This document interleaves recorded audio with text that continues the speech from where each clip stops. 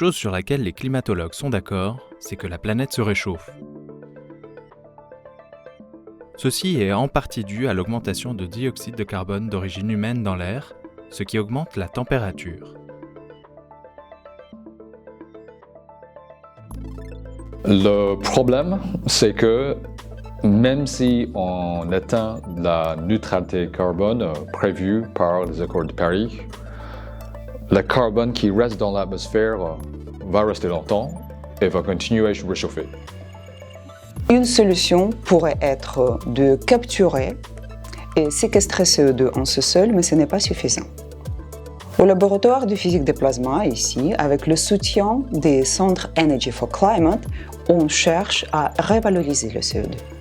La difficulté de la molécule de CO2, c'est qu'elle est intrinsèquement très stable et ne veut réagir avec rien. L'avantage d'utiliser des plasmas, c'est qu'on va pouvoir utiliser l'énergie d'énergie renouvelable ou décarbonée pour activer la molécule et la recycler. Avec cette énergie, on va exciter le CO2 avec un plasma.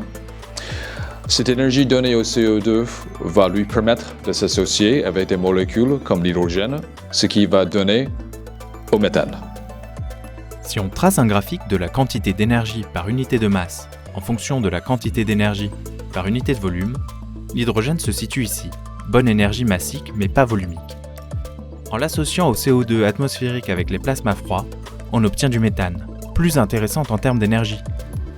En associant plus de CO2, on obtient des molécules plus intéressantes comme l'éthanol, le méthanol, etc. Le méthane et d'autres hydrocarbures peuvent être utilisés comme source d'énergie par les industriels. L'avantage pour les industries fortement émettrices de CO2, c'est que c'est tout bénef. En fait, on va pouvoir capturer et recycler le CO2 sur place pour fonctionner en circuit fermé. Et l'autre avantage, c'est que le méthane ayant une densité d'énergie plus élevée que l'hydrogène, on va pouvoir plus facilement stocker et transporter cette énergie sous forme chimique. Mais il reste beaucoup de défis, notamment sur la sélection et la conservation des molécules produites à partir du CO2 par plasma.